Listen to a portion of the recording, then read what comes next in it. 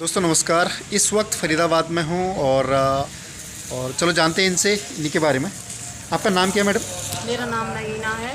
मेरे बेटे के 6-7 महीना से मतलब खांसी जुकाम था, बहुत ज़्यादा प्रॉब्लम थी मेरे बेटे के। जब से ये हरी मैस लिया है बहुत बेहतर फील कर रहे हैं। कैसी खांसी थी, मतलब कितने लंबे समय से दिन को प्रॉब्लम? 6-7 महीने से। 6-7 महीने से। हाँ, और हनीमैक्स दिया आपने, कितने दिन हो गए हनीमैक्स लेते हुए उनको? 5-6 दिन ही हुए हैं। बहुत ओके। अच्छा रिजल्ट आया इसका। बहुत आराम मिला उनको? बहुत आराम मिला। ओके। बहुत अच्छा है। तो क्या कहना चाहेंगे इसके बारे में? इसके अच्छा, बारे इससे में पहले आपने मार्केट से भी कोई कप सिरप या कुछ ला के हाँ, दिया था मैंने उनको? खिलाया था, कुछ भी आराम नहीं हुआ उससे। अच्छा। मैंने काफ़ी चीज़ खवाई थी उसको, ओके।